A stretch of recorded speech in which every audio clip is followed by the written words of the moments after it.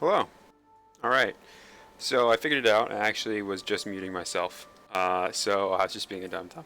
But aside from that, we are just going to go over the new spoiler card here while we wait for the next match in this tournament. And the new spoiler here is Missile Mage, which is a one-cost Sage champion. It has a tribute, a loyalty, and a ally ability that all do the same thing. So if you play it and you have loyalty 2, you do 2 damage to 2 different targets, or 4 damage to 1 target. And then whenever you play a Sage card that costs a gold, you do another 2 damage to another target. And basically, this could deal a lot of damage over the course of the game, or you could just play it in a deck that doesn't have any Sage cards in Dark Draft or in Random 60, and you would just get the 2 damage, and then it would be a reasonably sized body to attack and block.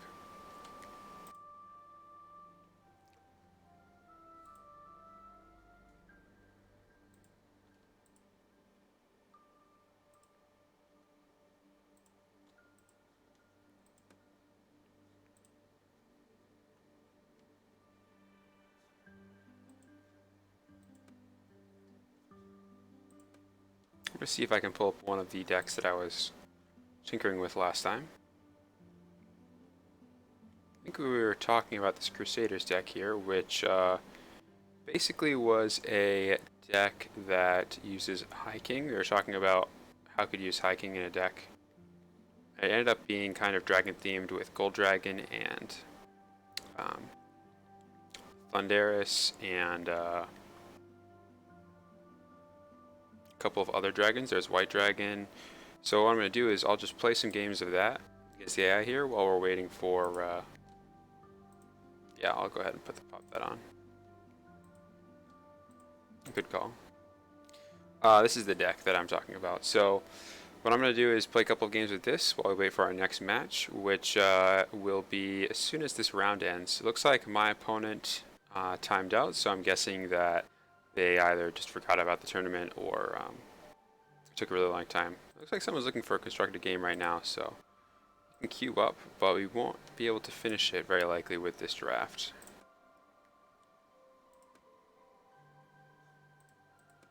I don't want to start a real-time game because I'm in this tournament. So in the meantime, it looks like we're up against Ben Ron. Fighting against Ben Ron before, I think I've mentioned that we often end up with dissimilar times where one of us is just on when the other person's off.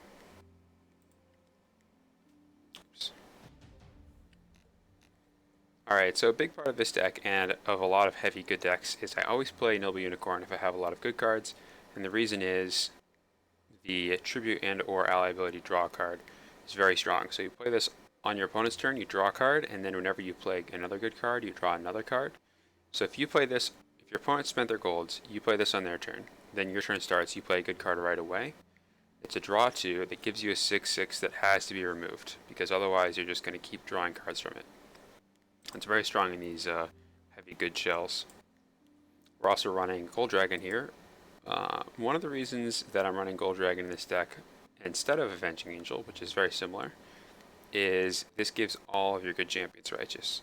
So sometimes you can get a Gold Dragon out and gain 30 health, 25 health in a single turn, just because you already have various good champions out. And good is very good at having a lot of cards that work with each other, so that you kind of get the snowball effect if you can get a couple of them out in play and keep them there for a few turns. But just to give the rest of you an idea of what this deck looks like, it's mostly good. We're playing Thunderous here, which I think is a bit unusual. One of the reasons is it is really strong against wild decks, which I've been seeing a lot of. We're going first here. Now, none of these cards are really great on the going first, like we don't want to play any of these out. So I'm actually going to mulligan most of my hand to try and find basically a play that I can use. I think I'm going to hold on to this Gold Dragon in case I pass, and then my opponent makes a play on my turn. So yeah, none of these are cards that I really want to play on my own turn into my opponent's gold. Like I wouldn't want to play a Noble Unicorn out and have it just be removed right away. So I'm just gonna pass here. And that's fine. Sometimes on your turn, you just pass even when your gold's up, because you don't want to give your opponent the initiative to act knowing that you've spent your gold on something that's not worth it.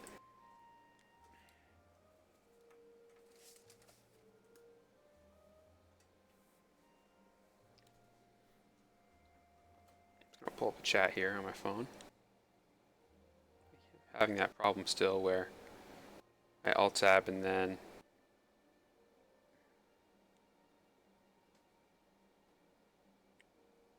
alright. Perfect. I'm just gonna just check it one time.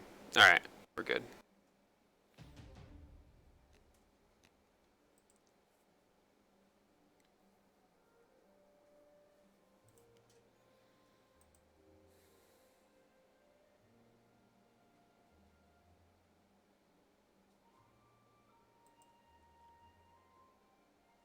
In this deck, we want to start with like a white dragon, a bodyguard, a misguided herald, or a Thunderous, I think.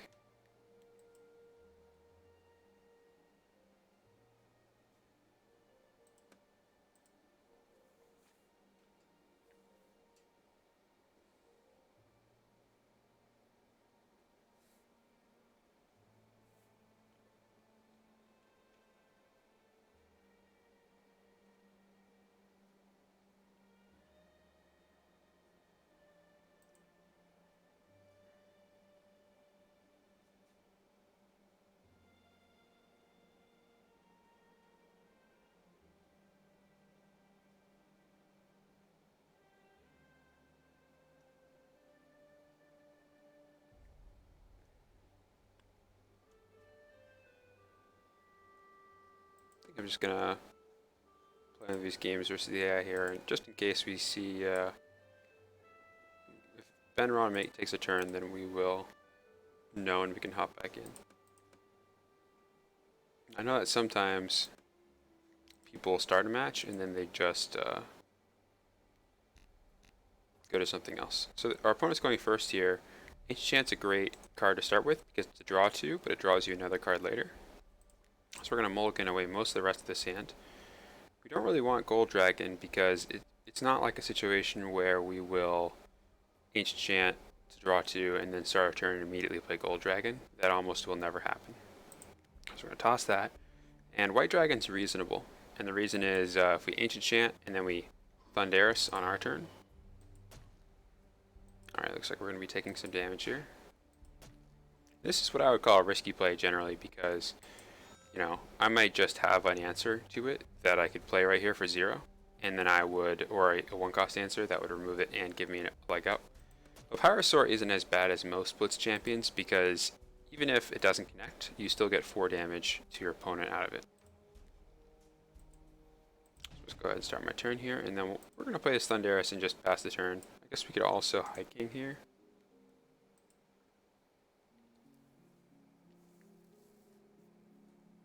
What did we see? We know there's another Pyrosaur, so I'd rather not High King until we can get this out of our opponent's hand. Let's just Thunderous.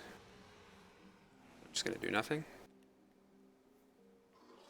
Nice thing about Thunderous is it's very good at walling the wild decks. They just have such a hard time removing it unless they have Feeding Frenzy. It looks like they are just going to pass here, which means that even though I haven't spent my golds, I'm going to start my turn so they can't Feeding Frenzy. So Feeding Frenzy breaks a damaged champion, but only if it's your turn for 0. So by starting my turn, I'm just not going to give them the opportunity to do anything with that Feeding Frenzy. Then I can come in, you know, I think I'm actually just going to go to Gold Dragon here. The reason is Thunderous gives all of your dragons +5/+5, and Gold Dragon will give my whole team Righteous. So we can just go ahead and come with the Thunderous first. This should deal 10 and give us 10 health. I'll draw 2 with that. Now we might have lethal here. Right now we have 21. We could gain another 6, 7, 8, 9, 10 if we brand to brand Rage. So I think we just go for it.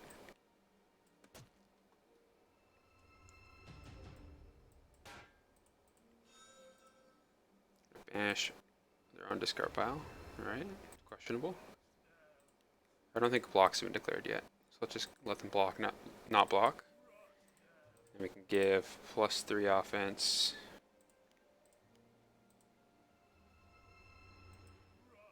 +3 offense.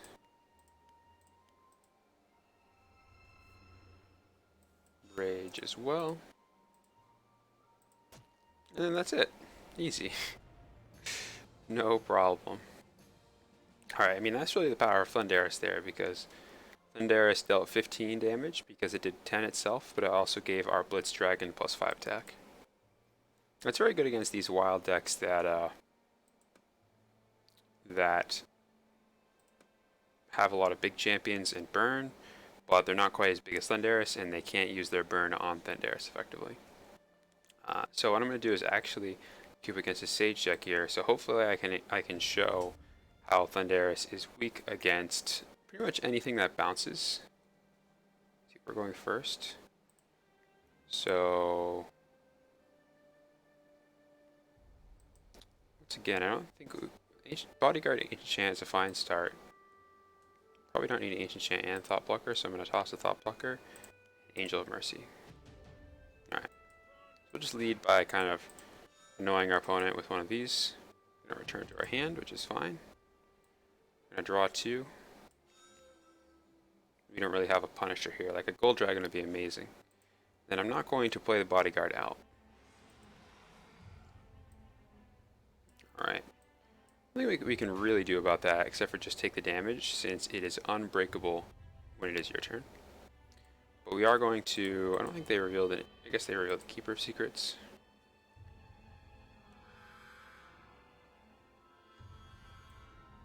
Yeah, so we'll just take the 9, and then we'll play out this Royal Escort here, so that we can gain 3 health. It's kind of nice that they played this out, because it'll banish cards from our discard pile, so one of the real advantages to Bodyguard is that it keeps coming back. So if this dies, you can play another good card, and it'll recall back to your hand, and you can keep playing it. So for that reason, we don't really want it to be banished from our discard pile. Alright, we're just going to go ahead and Palace Guard here, and I think it is going to be honestly both reasonable targets to get rid of. I think the play here is actually the Keeper of Secrets. I don't think that we're worried about our health that much. We're going to gain 3 health every time we play a card. Go ahead and pass with our gold spent. They have to choose Royal Escort, so Royal Escort gives your other champions untargetable. Basically just always have to target Royal Escort with things. The Misguide Herald is going to find Force Mage Apprentice. Force Mage Apprentice deals 2 damage, basically, whenever you want. But he can also deal 2 damage to players. So this Bodyguard, I think what we do is we just toss a Bodyguard in the way to soak up 1. And then we play the Noble Unicorn. Sure, so it soaked up 2 there because we didn't take 2 damage. Play the Noble Unicorn to draw a card, and then we play the Royal Escort on our turn to gain some health. So draw a card, we'll get back our Bodyguard. Then we'll just play the Royal Escort here, which will draw us a card and give us 3 health. At this point we're stabilizing, but we're not super high up there on health. We'll likely toss our Palace Guard in the way. This is fine. Nice thing about Bodyguard also is that you can discard it to things, and it kind of doesn't really matter since you can just get it back so easily. Alright, and that Force Mage Apprentice is chipping away at us. We'll likely just go ahead and get him with this Unicorn here. Okay. Glad to have that happen. We're going to use this Palace Guard to soak up some damage from the Juggernaut. In this case, we're not super worried about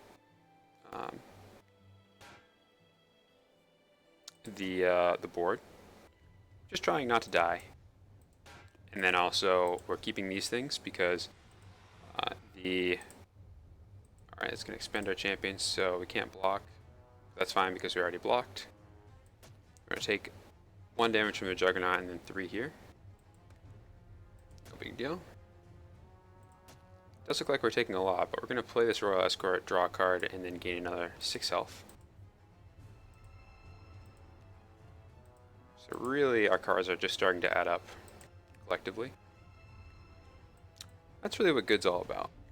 We have this kind of synergy happening.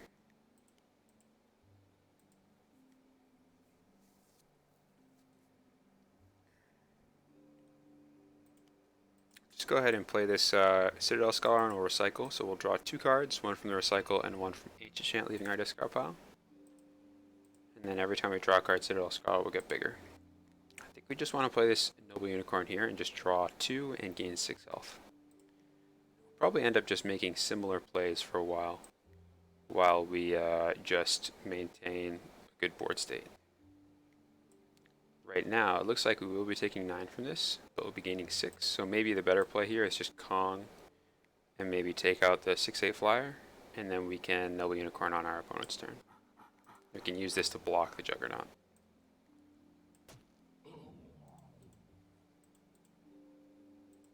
We're not going to make any attacks here. We're kind of just acting reactively. So if our opponent spends their gold to draw 2, then we'll start getting in with our champions. It's kind of interesting how in Epic a lot of these decks, at least the ones that I've been playing with, can act in different ways depending on how the board develops. So in our first game, we pretty much just tried to go for the win on turn 3 by emptying our hand and getting a blitz champion with our really big champion that survived. Whereas in this case, we're kind of grinding out our opponent with small amounts of card advantage. So here they surprise attacked out a Misguide Herald. It's like Blue Dragon will be the only choice really. And it has to hit either us or the Royal Escort. They can't do the 2 damage to one of our other champions because the Royal Escort prevents other champions that we own from being targeted.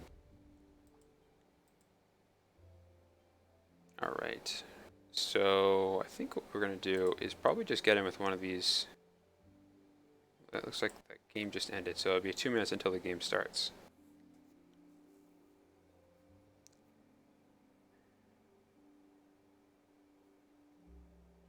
Do a human token plus the Royal Escort, and then if the Blue Dragon blocks, then we don't take 6 damage or 2 damage from the ally ability next turn.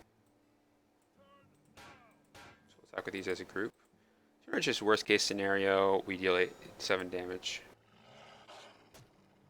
Or I guess in this situation we kill a wolf token. Or that's fine too. It's even better for us. So we'll go ahead and come in with another Royal Escort here. Alright. Opponent's being very conservative about health. That's what I like to see. I'm not going to make all of our attacks. I could also have attacked with the Noble Unicorn.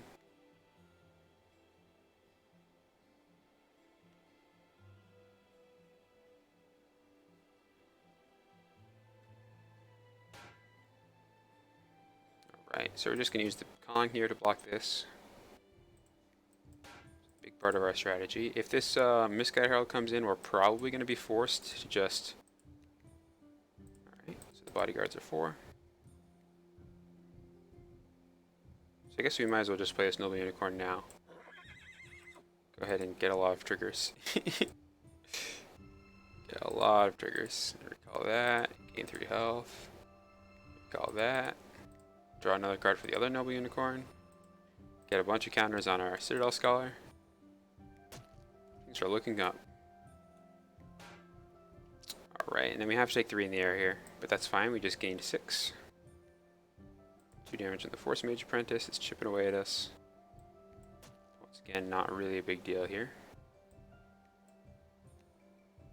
Citadel Scholar gets bigger every day. And then now we'll start being aggressive since we basically have lethal. I mean, we don't literally have lethal, but... Alright, we're just going to hop out of this. And play our Dark Draft. Alright, so pick one, pack one. Let's see. Honestly, this is a tough one for me. I don't really like Breath of Life, early pick, or the Risen, since they're so color dependent. So it's between Master Zoe, Aerial Assassin, and Forest Dweller. So we could either have an Airborne Ambush, an ambush that is unbreakable whenever it attacks or blocks. Two different types of ambush champions. Or the Forest Dweller is a pretty small champion that draws you a card. So think like Jungle Queen. It makes your wild champions very big. I think that we have to go with one of the ambush champions here, just because Forest Dweller is also very color dependent. I think I like Master Zoe more, so I'm going to go ahead and pick up the Master Zoe here. Alright, it just synergizes with things like Angel of Death a lot, so I like that. I'm just going to go with the safe option and go ahead and pick up Go Wild and Chronicler here. Could take the Angel of Death and go Heavy Evil, but we don't know what we're looking at yet. These cards are both pretty reasonable in any deck. Once again, some interesting options. I think I'm going to take the Warrior Golem here. It's a safe option, has Recycle. It synergizes with a lot of things, and if you don't have Loyalty, then you can just play this as a 4-2 with Recycle later. It's kind of like an Ogre Mercenary. Alright, and I think we're picking up Ceasefire here in Haste Retreat once again. Drinker Blood kind of requires a very specific kind of deck with lots of tokens, and turn could take turn, but I'm pretty happy with Ceasefire and Haste Retreat in most decks. I like the draw too, and situationally they can be very strong. So now that we have 3 Sage cards, it's much better for us to take something like Knight of Alara. That being said, I think I just want to go with the 0 cost card here and pick up the Javelin Thrower. Yeah. It's pretty good at getting rid of small champions, so far we have a lot of 0 cost champions, a lot of 0 cost cards. Particularly 0 cost Recycle. We have no Sage 1 cost cards. I think it's going to be Lash. Lash is usually a safe pick in most decks. How's our wild looking? You could take Draka here. Could take Rain of Fire. Could take Rack's Displeasure. I think I like Draka a lot. I think we're just going to go with the Draka. Oftentimes when you have a lot of 0 cost cards, you can kind of force your opponent to act, and then you can play powerful punishers like Draka much more effectively. Alright, so I think we're going to pick up the Erase and the Blue Dragon here. Both safe options in most decks again. Blue Dragon might not have that much potential. It might just be draw a card and deal 2 damage one time. But that's honestly still going to be pretty good. The Airborne, attached to a medium-sized body, means that it can't really be ignored. It can't block with any tokens, so it'll chip away at our opponent. Alright. Now, I'm not heavy enough into evil. We don't have any 1-cost evil cards at all, or any evil whatsoever, so Necrovirus is looking not great. I think it's between Word of Summoning and Ogre Mercenary. I think I'm going to take the Ogre Mercenary. Honestly, mostly just because I want to keep picking Sage cards. That's it, really. And our opponent's probably not an evil because they passed us an Angel of Death pretty early on, but maybe they swapped into it. Could take this Winged Death or this Den Mother. Winged Death also goes very well with 0 cost champions, in my opinion.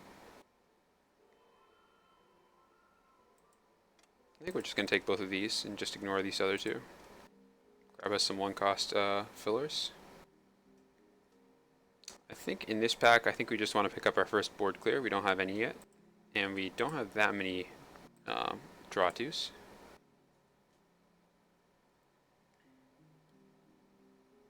It also does work nicely with Master Zoe. You can attack with Master Zoe, then break all champions.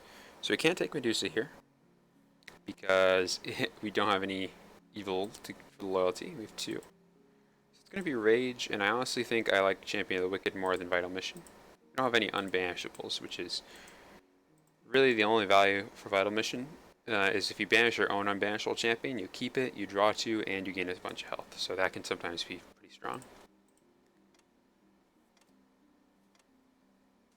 Alright, I think it's going to be Flashfire here. It'll help us get that wild for Draka, and it's a solid card that can either do 2 damage to the opponent or clear the way of a bunch of small things. I also think it hits us pretty hard since we have a couple of things that Flashfire would be very strong against, like Den Mother and a Warrior Golem and a Javelin Thrower, so we're just going to pick that up.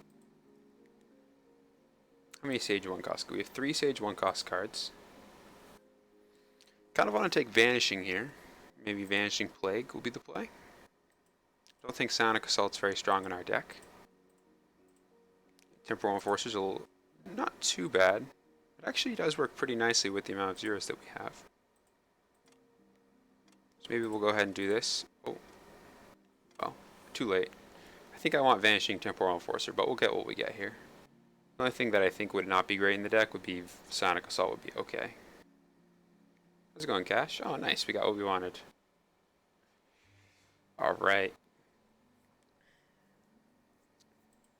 It's time. Nice thing about Temporal Enforcer is that we can potentially return our zero-cost champions to our hand to reuse, which we have a lot of. I'm just going to go with the Forest Giant here. We have plenty of Sage, so we can play Steel Golem, and Endbringer Ritualist I think is the play.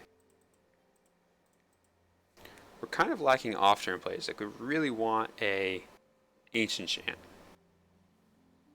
Amnesia's not bad. Amnesia gives us some discard pile banish, which we don't have any of. And it's a draw 2. Sadly, with only 4 evil cards, this was looking to be a really strong pack for evil if I win it early, but I've been deciding not to take the evil cards, so it's going to have to be Consume and Sandworm here.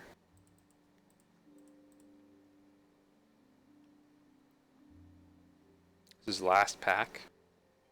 I mean, honestly, we probably just want Pyromancer, maybe Gold Dragon. Only 9 wilds. Could use another one.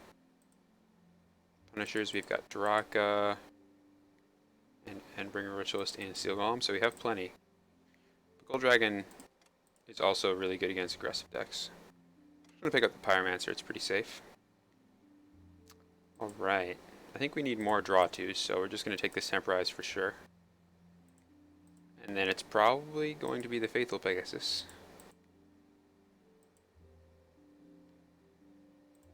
I don't know, we could take this War Machine. We have plenty of Sage for it. Let's do that. Alright. We're in. We're going first. This seems like a good hand. Not really feeling the Champion of the Wicked. This is more of a filler card. I don't think it's actually very good in our deck. We don't really have anything to buff with it, so we're going to toss that. Otherwise, we've got Demoler on the play, and then we can Temporal Enforcer or Erased and follow it up with a Blue Dragon. Seems like a great hand. Through Wolf tokens.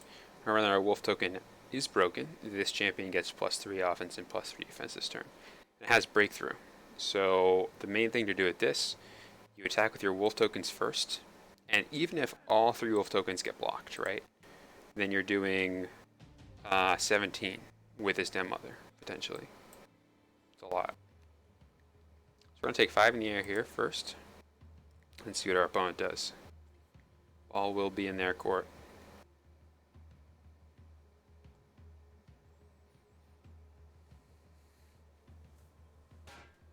Alright, so taking 5.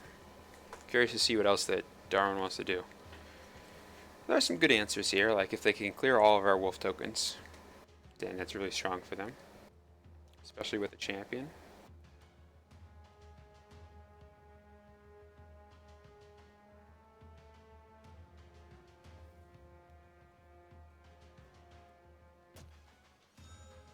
They're just going to remove this Den Mother, it looks like. Alright, that's fine. And to drop down a Force Mage Apprentice.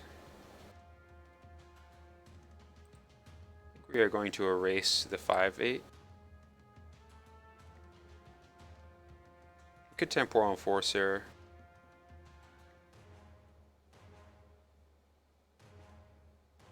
We should probably use this while it's good.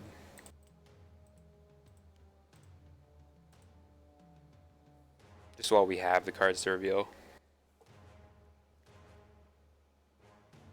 Now we really want to draw is like Javelin. Perfect. That's perfect. I guess we need one more card in our discard pile, huh?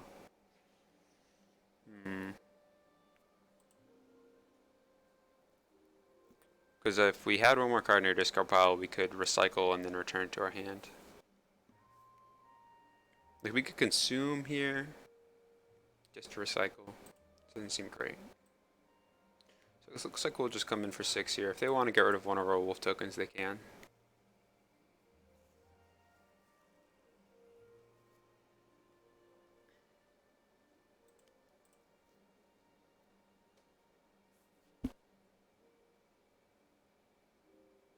I could play a Speed Dragon first, but I don't know, it kind of makes me weak to an off-turn board clear of some kind. Now I'm reluctant to attack with the wolf token because we saw that 5/9, so I think I'm just going to play a Speed Dragon now. Go ahead and draw a card, get rid of that, and then return no 0-cost champions to hand. See what they want to do here.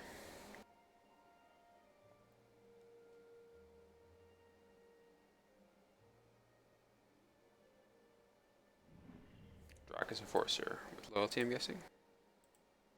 Sure. So we could Vanishing here, just swing. Kind of like taking it down with 2 wolf tokens and a consume though. So we're going to go ahead and swing with both of these, and then we'll consume after blocks.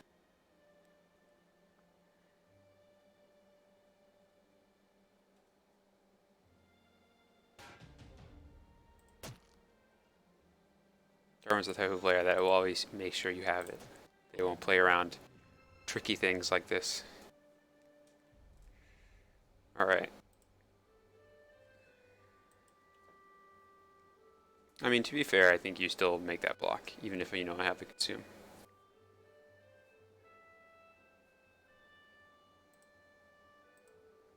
We could Ogre Mercenary there, but I would kind of like to hold on to it,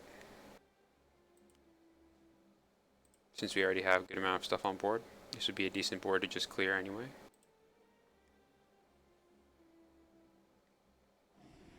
Gold Dragon swing. Well, this is where this erase comes in handy. Return that to hand. Draw 2. Turn no 0 to hand, do 2 damage to Darwin. Darwin should have known about that erase. That plays a bit interesting to me.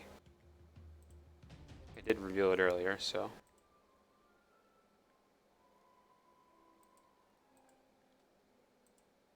So we still know about that 5/9 in hand.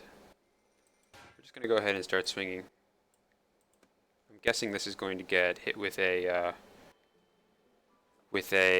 hunting pack, which will give our opponent 3 wolves, and then we can just War Machine them all away. Be very punishing in general. Sounds good to me. Go ahead and get in for 6 here, and then War Machine banishes all opposing 0-cost champions when you play it. So we're going to go ahead and probably also this Warrior Golem as well. Might as well also get in for 4. I think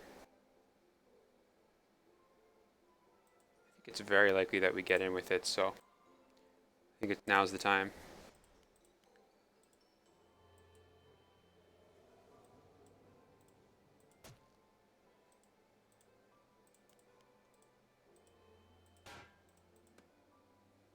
If we want, we can play as Vanishing. I'm going to go ahead and hold on to this Ogre Mercenary since the chance that we get board cleared here is very high.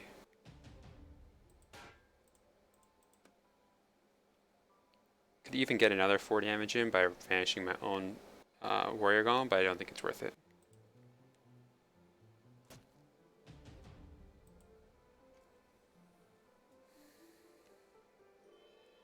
I'm expecting some kind of board clear here.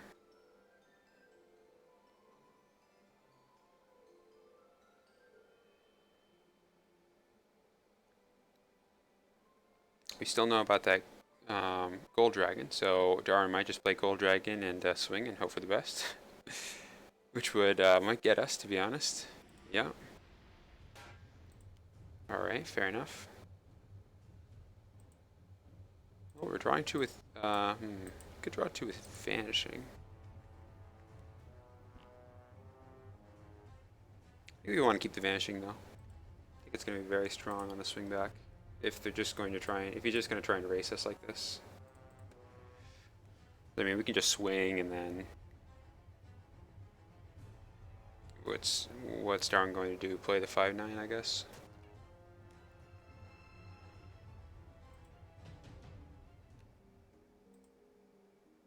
Let's just go ahead and do our small champion first.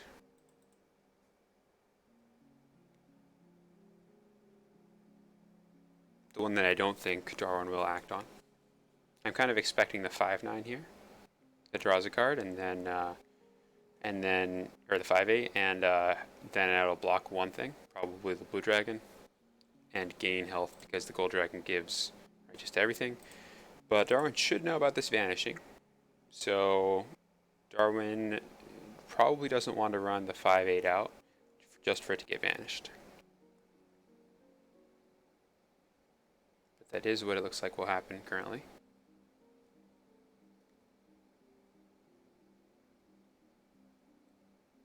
Vanishing returns a champion to its owner's hand. It's going to be a Necrovarus on the 10-10 to get a zombie to block with. How do we want to do this? So if I rage this, that'll deal 6 damage, and then we can vanishing the warrior golem and hit for 4 again, I'm guessing. I'm going to try and do that, see if we can get away with it.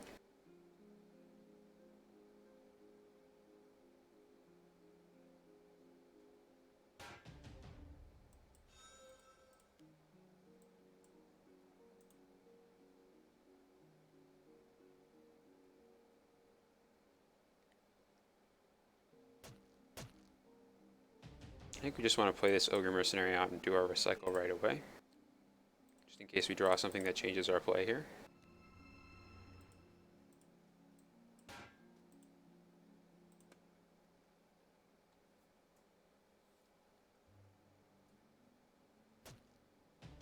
Oh, I made a mistake.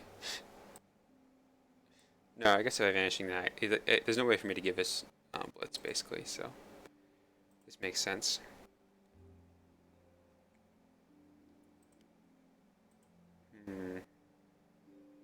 Oh, you know what? We have our gold still. Just do this.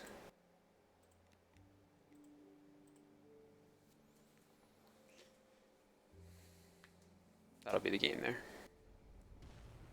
Vanishing our own one-cost champion. Alright, well, good game there, Darwin. Took me a second to notice that we had it. But that'll be the end of round 2, and we'll be back once round 3 starts. In the meantime, I'm just going to go back to the preview for the people that didn't see it. This is the preview for today, and we'll be back when the next round starts.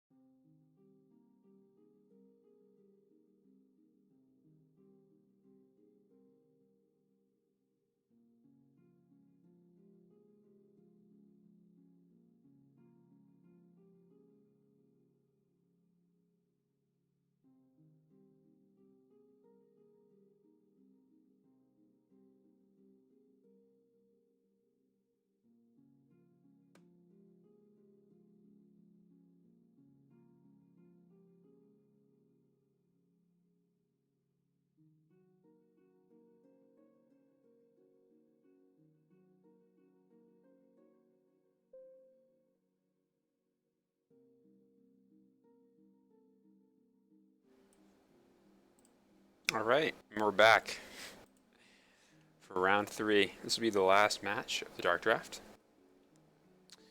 All right, so first pick, first pack.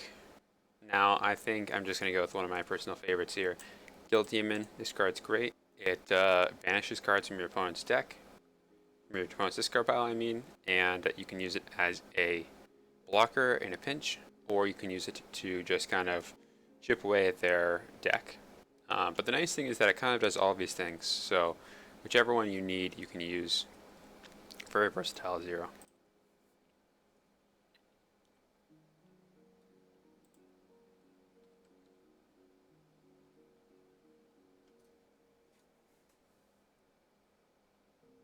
All right, second pick.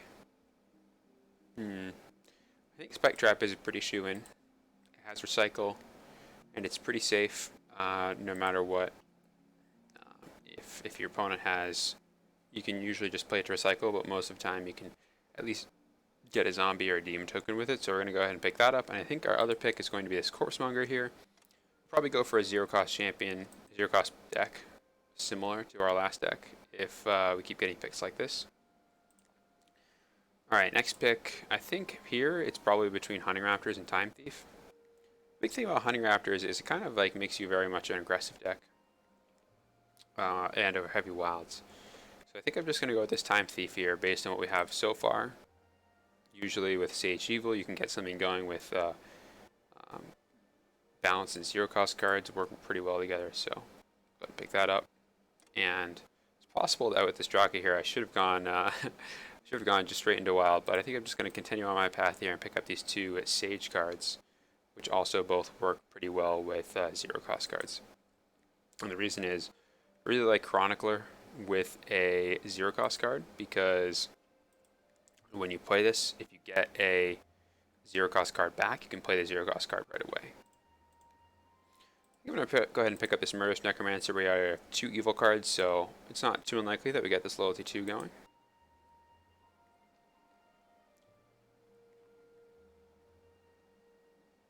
Right now our deck is shaping up to be, it's shaping up to be just a Sage Evil Control deck.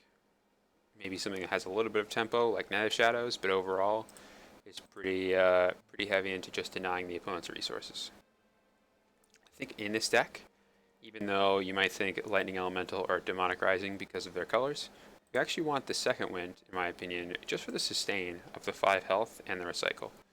This card will go a long way into making sure that we can survive long enough for our machinations to unfold. Alright, let's go ahead and grab this Medusa. Wow, this pack is very nice. Yeah, I think we definitely want the Medusa though, and probably the Force Mage Apprentice, if I'm being entirely honest. I really love that Frantic Digging, but it's gotta be Force Mage Apprentice. Just when you have so many Sage cards, being able to use the ability many times is very strong, and we already have 4 1-cost Sage cards. Alright, this pack's interesting. Brave Squire, I think, is the card I want to take. It works very well with Final Task. You can Final Task something, and then at the end of a turn it breaks, but then you Brave Squire it, and then it doesn't get broken at the end of a turn. It also just sometimes will let you one-up a 1-cost champion by making your small or medium-sized champion block it and survive. So we're going to go ahead and pick up these 2 cards that have loyalty 2 on the colors that we are. I think this is a pretty straightforward pack. Overall, I think this draft's actually been very good for us. We've got some great color support here in both of these cards. They're both medium-sized bodies that do something pretty relevant. Succubus will probably help us close out the game. And the Alara is removal because it transforms opponent's champions into wolf tokens. This is a tough pack. I think it's going to be the Citadel Scholar here. Bounty Hunter's an interesting choice, as is Transmogrify. I think I'm going to go with the Citadel Scholar mostly because it's hard to get value out of Transmogrify. We do have a decent amount of Sage champions, but like you're not going to use it with Force Mage Apprentice. It probably won't be relevant with like Alara or Winter Fairy. Oh, that Time Walker. This is great. Alright, let's pick that up. And flanking maneuver here is another draw 2. And I'd say our deck is looking very good. The only things that can make this deck better would be things like Necromancer Lord and Course Taker would be very strong. Misguided Heralds. This is a deck that I would really like Misguided Heralds in. Alright, I think it's time for us to pick up a board clear. We could take this Watchful Gargoyle, but I think having that guaranteed board clear is more important.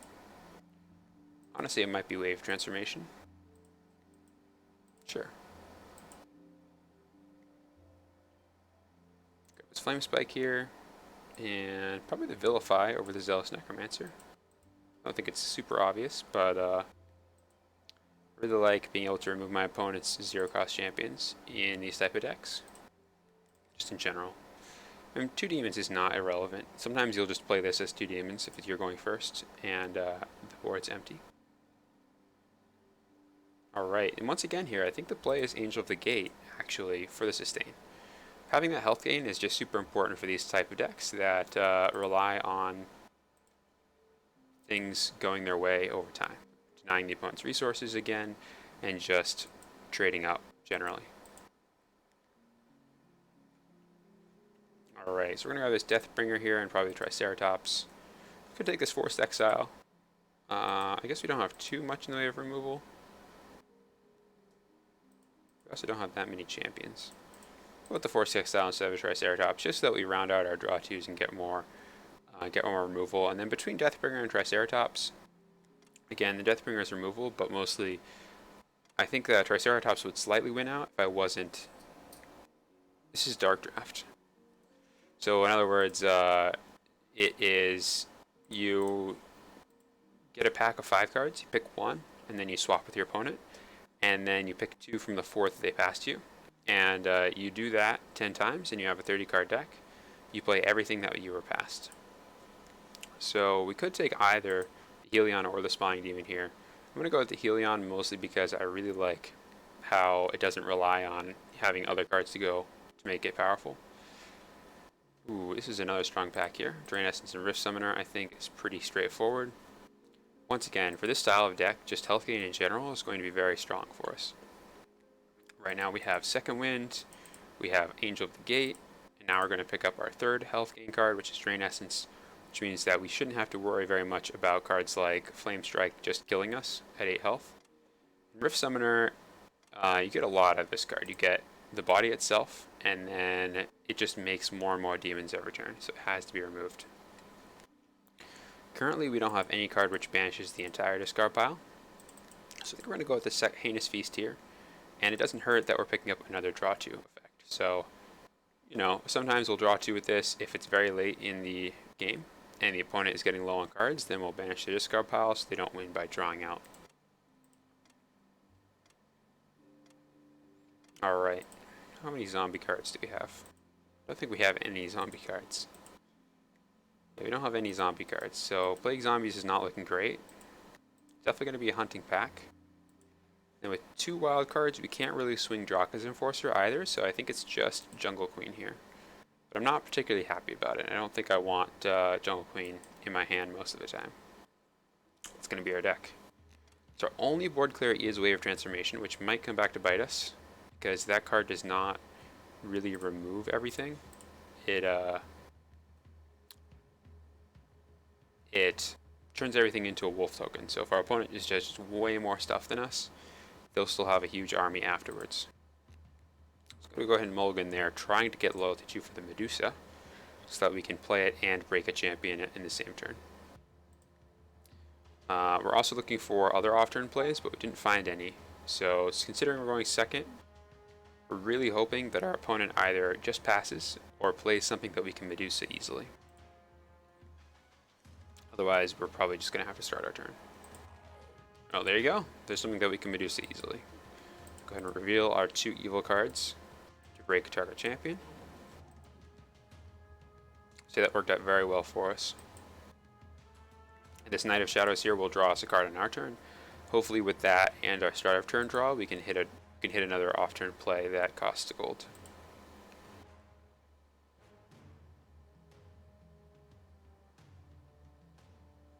Alright, so we're going to start our turn, come in for 6 here. We already found one.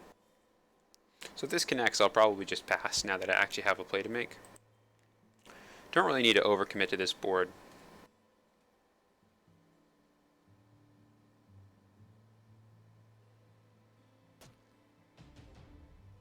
Considering we have a lot of zeros in this deck, I don't want to be too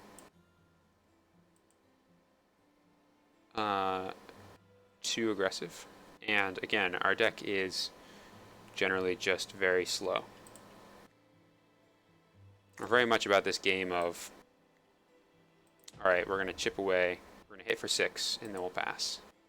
We're actually just going to, I guess if I draw 2 here, I might not have an off-turn play, so I kind of have to play this Knight of Shadows, unfortunately. I don't want to draw 2 and then not have an off-turn gold for my opponent's turn. When this tribute is the opponent discards a card and we draw a card, so they're choosing what to discard here.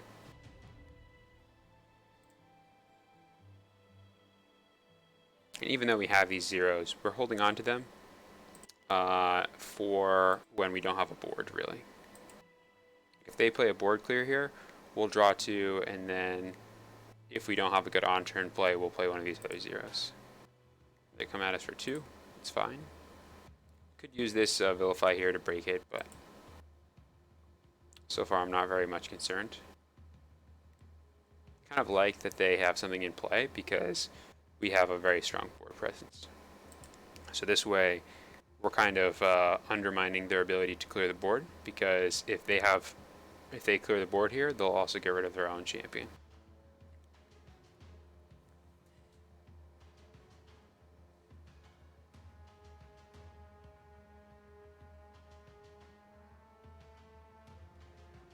Looks like they are considering maybe buffing it with something. Okay, break all champions. Yeah, so that actually worked out pretty well for us. So this way, we didn't even have to spend a card to get rid of it. We can just take 2. All right. Now we got this great on-turn play, so I'll probably just play the Winter Fairy here, get the draw card, and pass to our opponent.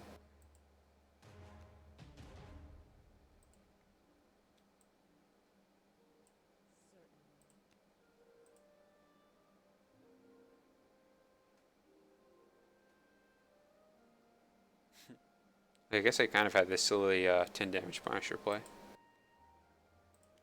Did we get pick up a Lash? No, that was last draft.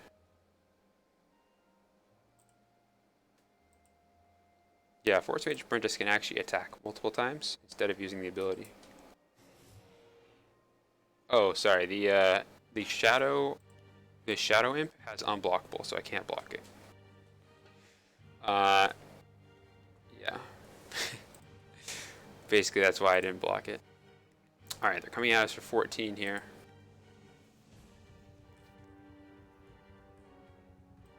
So when this breaks, I draw a card. If I play Brave Squire, I get a human token and 5 extra offense. So right now that's 4 plus 6 is 10. We could do 3 and 2 to get us all the way there. If I go Guild Demon, Brave Squire something, block with all. I guess I don't need to block with a human token, right? Because I have 9, 10, 11, 12, and then Flame Spike after combat. Let's go ahead and do that. So we will Guild Demon first. Since if they have removal for a Guild Demon, we want them to use it before we invest everything into this play. I'm going to go ahead and banish the Abyss Summoner in case they have a way to bring back their 1-cost champion.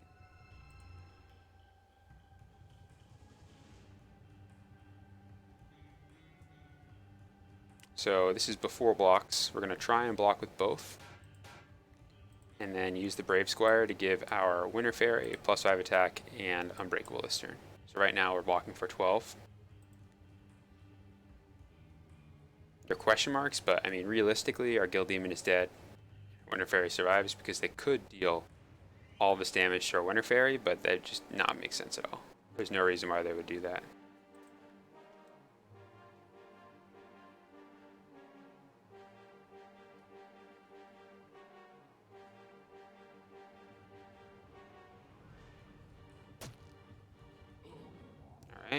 and then we can just go ahead and Flame Spike to do our last 2 damage and recycle. We'll leave champions in the discard pile just in case there's like a zombie apocalypse or something. The reason I wanted to leave this Winter Fairy up is whenever it deals damage to an opponent, you get to draw a card. So here, if my turn starts and I can connect with this, we'll draw another card.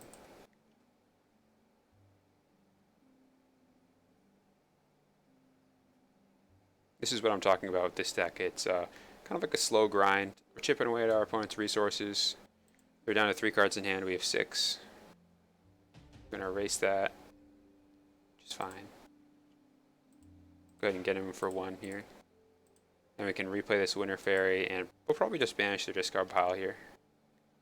Just so they can't get any value out of it.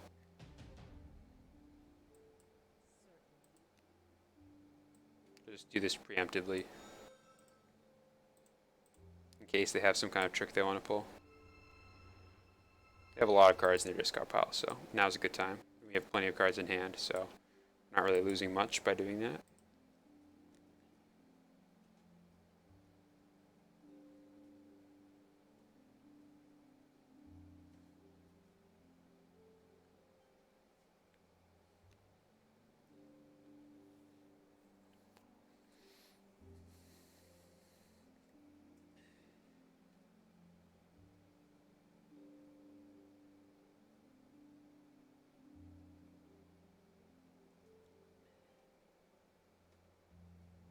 So now our opponent, basically this whole deck, our game plan, as this deck's been made, is we're trying to get our opponent in a situation where they kind of have to choose between 2 options that are both bad.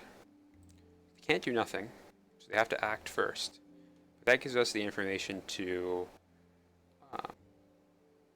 basically react, and our deck is very much about reacting.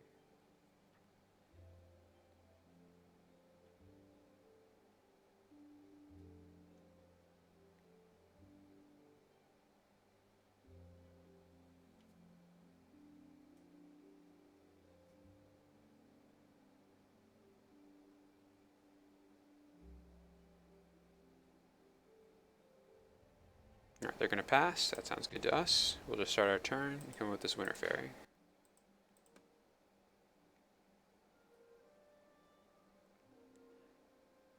This connects, we'll draw another card.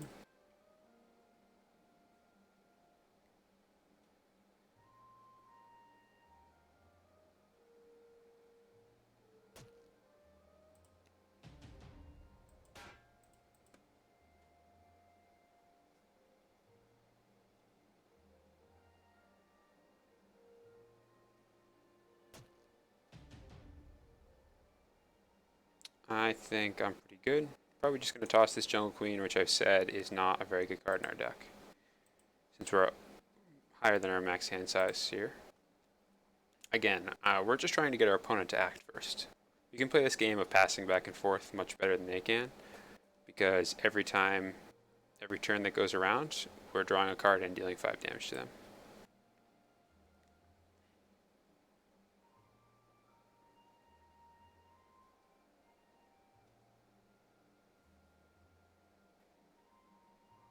It's possible that they're sitting on something like a board clear here. They don't really want to just board clear this board. Oh yeah. Looks like we did, this card brings back all champions from all discard piles. And just by kind of randomly banishing their discard pile there, it looks like we were able to turn them off the plan of Arm of the Apocalypse. Alright, so in this situation, I think we probably just are going to be drawing 2 and hitting with a 0-cost champion. So let's just go ahead and draw 2 with this,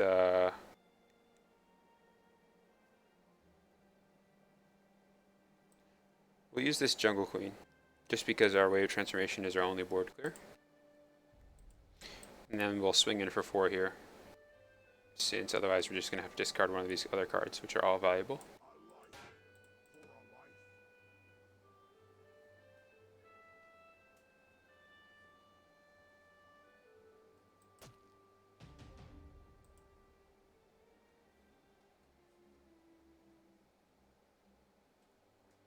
And for those of you who haven't played that much Epic, Basically, even though we ended our turn, we passed.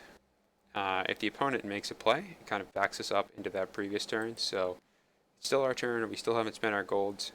By getting the opponent to act first, we have a really big advantage. We can act based on what the opponent is going to do or has done. Alright, I'm just going to go ahead and return that to hand.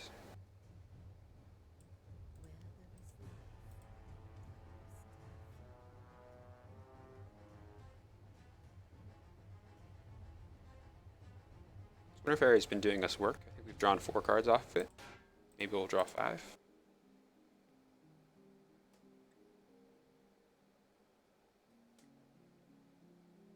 Not sure how many cards we've left in our deck. It's going to deal 9 damage each 1-cost champion. So we'll draw a card when the Winter Fairy gets broken.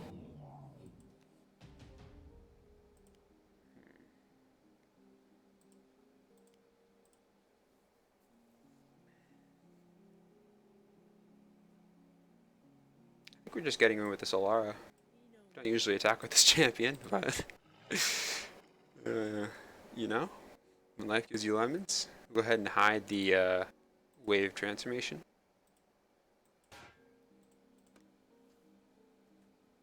Go ahead and swing for 6. Get our opponent down to 8.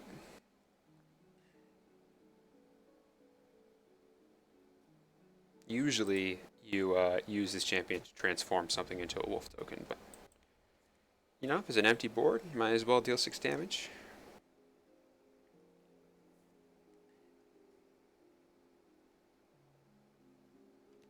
We've got another 2 here with Force Mage Apprentice whenever we want. So our opponent is, right now they're at 6, effectively. Alright, we've got plenty of health, so we can just afford to take this 3 damage here. Whenever this attacks, it gets bigger, and it breaks anything that it deals damage to. Our opponent made a pretty unfortunate early mistake when they played the Shadow Imp and attacked, and then broke everything and lost the Shadow Imp. A lot of 0-cost champions are best played for maximum value. So you're really trying to turn that 0-cost champion into a 1-cost play. Now, it's hard for me to imagine that this Thrasher Demon is going to... Maybe what they have here is they're just going to play a big champion like that War Machine and try and block this 6/5. They're just doing this first.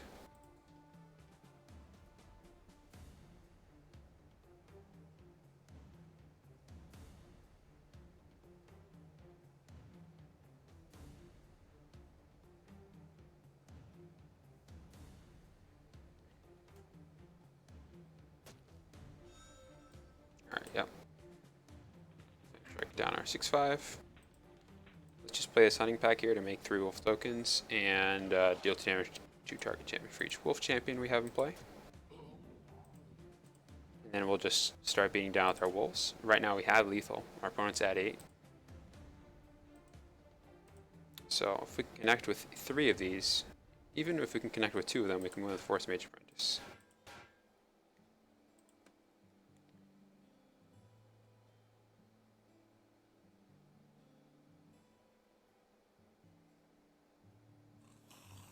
Alright, so they're going to play into Tangling Vines and expend one of our wolf tokens and block the other. It's fine.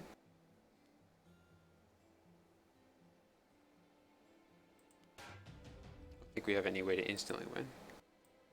So go ahead and we'll get in with both of these, and then we can deal 4 damage by Force Mage Apprentice, deal 2, and then play a Sage card to prepare it and deal 2 again.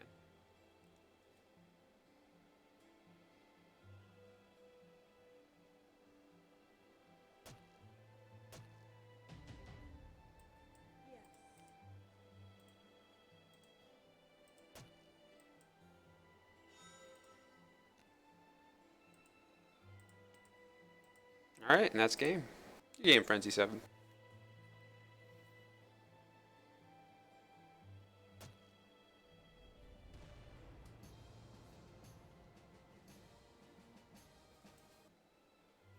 Alright, and that's going to be the end of the Community Dark Draft.